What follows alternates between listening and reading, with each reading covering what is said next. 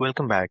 In this last video, in the three-video series, we're going to talk about attention to, or the conscious or controlled attention system.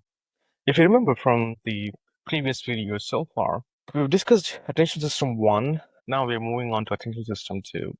Now, when we say attention system 2, we are referring to the selective attention, then attention as a resource, and supervisory attentional system. But we'll not talk about SAS or supervisory attentional system in this unit. We'll talk about it in the next unit. Another name for supervisory attentional system is short-term memory or working memory. The outcomes for this unit include at a general level, kind of reviewing to talk about control and input attentional differences, the attention 1 and attention 2, system 1 and system 2. Then talk about two aspects of controlled attention, which is selective attention and divided attention.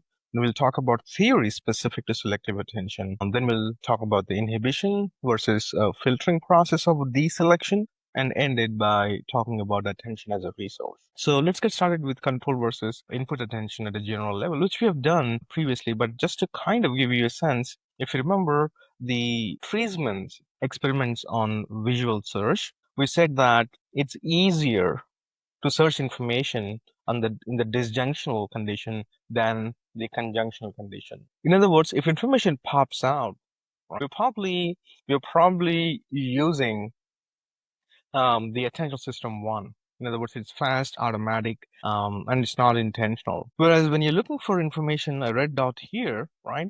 It's not automatic. It's not popping up. It's actually taking attentional system 2 into account. It's slow, it's controlled, and it is intentional. Now, two aspects of control attention. When there is controlled attention, you are consciously involved in that. In other words, you're making the selection or deselection. Now, there is another possibility, which is called divided attention. So selective attention and divided attention are related to the controlled aspect of attentional process. And that's what we'll talk about now. So first we'll talk about divided attention, then we'll talk about selective attention. Well, divided attention, basically dividing your attention resources. Um, Task. In other words, you're dividing your attention. You're trying to be aware of more than one thing. Let's say you're driving and texting and driving and eating or things like those, multitasking. Keep in mind that multitasking is myth in the sense that it feels like you can do multiple things, but what you're basically doing is you are switching between tasks. I know one task seems very easier than the other one doesn't mean that you're doing both at the same time. For instance, if you can listen to music and study, well, you're not listening to music when at any given point of time when you are studying. You're either in music, listening to music, or reading. So most of the times you're switching between tasks. So also when you drive and text, you think that you can text well or you can drive well. Well, keep in mind if you're driving on a new road and you don't know the route as well, then it requires higher, more conscious resources, right? So the point here is that multitasking, the idea that they can do multiple things is because you've done something so much so that it end up requiring fewer attentional resources. Driving can never be one such thing, although it feels like it, because when you're driving, you need to be alert. Okay. So if divided attention is dividing your resources or trying to be aware of more than one thing at a time, selective attention is opposite in the sense that you're selectively attending to one and ignoring the rest of the information. Now you're listening to me, right? But if you pay attention, you'll also hear other sounds in this particular environment. Can you hear that? And if you hear it, that's my niece and my daughter. They're playing outside. If you heard that, you are trying to selectively attend to part of the information by deselecting the other. Now, another example would be if you have a loud sounding fan or something and still listening to me, you're probably ignoring that background noise and trying to pay attention to my voice. That is selective attention too. Selective attention is basically narrowing down on a part of the stimulus and deselecting the other.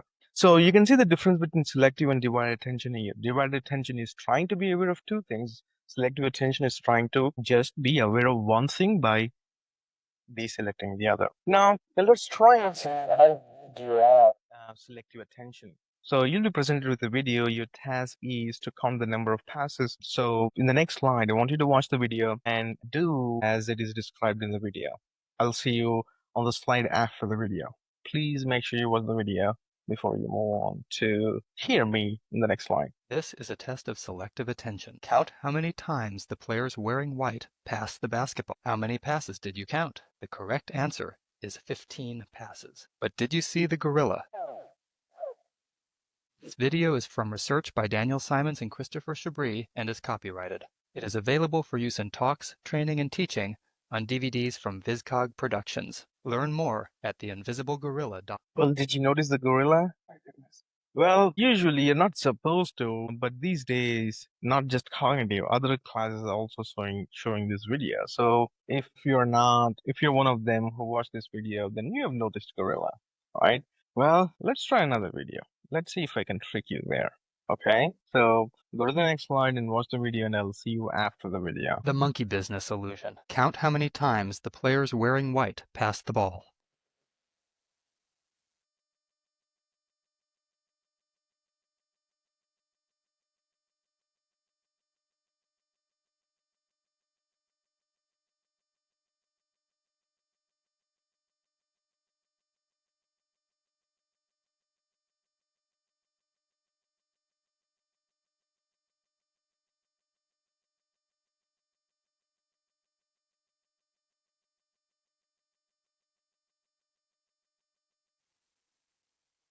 The correct answer is 16 passes. Did you spot the gorilla? For people who haven't seen or heard about a video like this before, about half missed the gorilla. If you knew about the gorilla, you probably saw it. But did you notice the curtain changing color or the player on the black team leaving the game? Let's rewind and watch it again. Here comes the gorilla, and there goes a player, and the curtain is changing from red to gold. When you're looking for a gorilla, you often miss other unexpected events. And that's the monkey business illusion. Learn more about this illusion and the original gorilla experiment at theinvisiblegorilla.com. You noticed the gorilla? Definitely. But if you haven't watched this video, I'm pretty sure you definitely not noticed the curtain color changing. The point here is that your senses capture more information than you can attend to at any given point of time because your attention resources are limited. Then when you are selecting a part of the sense information, then you are deselecting the rest, right? So when you know that there will be gorilla, you'll be concentrating on gorilla. In doing so, you'll be ignoring the curtain changing color aspect of it.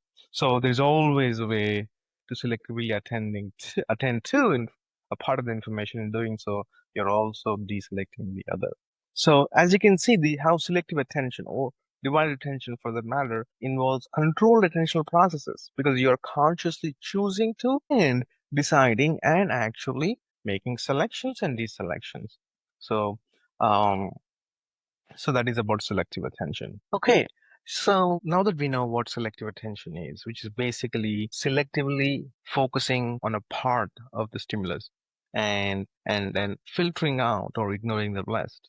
It's basically selecting and deselecting, selecting what you want to and deselecting what you don't want. Now here's the question. What happens to the unattended information? The information that you're deselecting, is it processed at all? Think about it. So the question we were asking was, do you even process the deselected information? Well, think about it. When you're asked to find a nickel, you don't just go to the nickel, right? For you to know if this is a nickel, you need to process everything first. Because if you know it is already here, then you're not even sensing information, correct? In other words, how do you know what to select before you actually scan through all the possible coins here? So it is logical to assume then that we process both the information that you're selecting and the information that you're not selecting, because doing so alone will let you decide. In other words, will let you select what you want. So the idea is that we do process unattended information to some extent. The question is, to what extent? So this brings us to the third outcome, which is about the theories of selective attention. Now, there are several theories, right? But this theories are of two basic types. One is the early selection theories. The other one is the late selection theories. So you can divide theories into two categories, early and late. Now, they both answer the same question. To what extent is unattended information processed? According to early selection theory, we only process the physical features, both attended and to be attended and unattended information. In other words, you process only the color, or the shape or the size of all the coins here before you select what you want.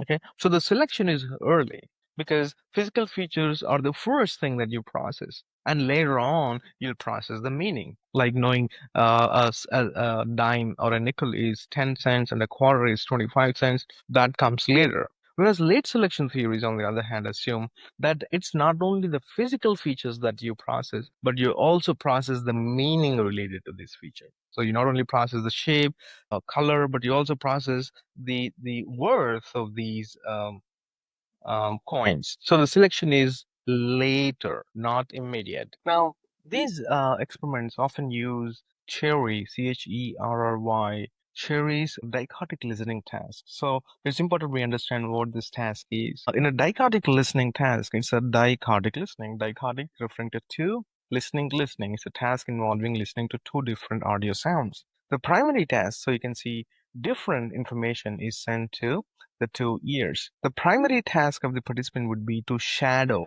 information sent to 1 ear. In other words, to repeat, shadow is to repeat the sound heard in to be attended ear or the shadow ear. In this case, the left ear of the participant is the shadowed ear, and the participant has to repeat the information presented in the left ear. The information that presented in the left ear says President Lincoln often read by the light of the fire. And the participant repeats that, right? That's the primary task. The secondary task that the participant would be unaware of is to ignore the information that is presented to the unattended ear. The horses galloped across the field. So in these tasks, the logic is that participant would be asked information specific to or related to information presented to the unattended or ignored ear. Because the participant was asked to attend to only this information and not the other information, whatever the participant remembers about the information sent to the unattended ear would give us answers to the question about how much do we process unattended information, or to what extent do we process unattended information. In the earlier experiments by Cherry, it was pretty clear that participants would actually report about some aspect of the unattended ear, but not all. For instance, they can actually point out that it was a male voice or a female voice or whether it's English or other language, but they were unable to actually pinpoint the meaning conveyed in that sentence. So that led to these early selection theories. The idea was that you only process the physical features, like, okay, the amplitude, the sound, the pitch, whether it's a male or female, whether it's English, things like those were identified, which are related to the physical features. So the Cherry's experiment led to the idea that we make the selection early on by superficially processing information. So one of the classic theories, the very first theory you can see on attention, so on theories of attention, was Broadbent's theory of attention. His idea was that information kind of goes through a filter, right? Information goes through a filter, and anything that passes through the filter is what is attended to, and everything that's left on the other side of the filter is unattended to. And this physical filter features or filters the physical features of it. Just imagine filter, a coffee filter or a tea filter, and you're pouring water on the filter with the tea leaves in it. What comes out of the filter is this liquid that is colored. Now, what passed through the filter is the color and the fragrance and things like those, things that are smaller inside. But the actual leaves that are bigger, they didn't go through because the filter is filtering based on the size. So, according to Broadbent's theory, only physical features of unattended information, right, they can pass through the filter. Only and physical features. In other words, both physical features, only the physical features of the information are processed of both the attended and unattended information. In other words, the selection is made too early. If it passes through the filter, and again, this is an analogy. If the features are similar, smaller or larger, you make a decision. Well, when do we make the selection then? Is it too early, as the early selection theory suggests, or is it too late, as the late selection theory suggests? Well, now we know that it depends. If there's less noise, in other words, if the information pops out, we probably make a decision early on, only by processing the physical features. And if there's a lot of noise, then we'll probably use the late selection process by processing at least definitely the physical features, but more than physical features, features that would help you make a decision. Now, the question is, how is this deselection made? Now we know how we make the selection, all right? Now, what about the deselection? You're selecting what you want to pay attention to. What happens to the unselected? Is deselection an active process or a passive process? Now, that's what we'll talk about. The next outcome is to talk about inhibition and filtering. Inhibition is a passive because the center person is salient here, and the other individuals are not so salient. So it's easy for you to pay attention to this and ignore the rest. So this is a filtering out process. Let's look at the next slide and see if it would be easier for you or difficult to ignore the surroundings and pay attention to person in the middle. What do you say? Well, it's difficult because the unimportant is salient. So it's not an active process. It's not a passive process, an active process of inhibition. So the deselection you make can be passive, active. If it's passive, it's called filtering. When the unattended information is not salient, but when it is salient, it is active, and it's called inhibition. Okay, remember what we're doing now. We talked about attention system 2, and we looked at selective attention, and that now the last thing we need to talk about is the attention as a resource, and the SAS we'll talk about in the next unit. The next outcome is to talk about what is attention as a resource. Well, we already talked about in attention as a general system. Remember, attention in general, we said that attention has two aspects, which is both a mental process and also resource. Right? We also looked at four attentional ideas. That is sufficient to cover this particular aspect of it. So just to kind of review quickly, attention then as a resource is the energy that fuels cognition. And we know that this energy is limited. And the two important attentional ideas, I want to review those one more time. Is task variability in attentional needs. Different tasks require different amount of attentional resources, and you can change how much of attentional resources a task requires by practice. The more practice you do, the fewer, the less the attentional resources it requires. In other words, practice is key to automaticity. Remember, we also did Stroop task somewhere, right? Now, try to do that. Let's do it again. Read only the color of the word out loud as quickly as you can. I'll be presented with several rows of words. I know I'm going with rows now. We did columns, I guess, last time. Just read the colors. So you're going to say red, orange, yellow, green, blue, red, orange. You know what I'm saying? You just read the color, not the word. Okay, let's see how what you do. Okay, so this is blue, blue, black, red, black, red. You see that? So the idea is that reading a word requires fewer attentional resources because you've done it so often and you're used to doing it for so long that it becomes automatic. Reading the color of the word, on the other hand, is not automatic. We haven't done that. But if you practice, you can also read the colors as quickly as you read the words, but it needs a lot of practice. So the idea is that a quick process, automatic process requires fewer resources and is usually fast. Automatic, fast here, typically less than 1 second, whereas the conscious processes require more resources and those are slower. Well, that brings us to the end of this unit and only one attentional system two that we need to talk about is SAS, which is supervised attentional system, which talk about in the next unit because SAS is nothing but short-term memory or working memory.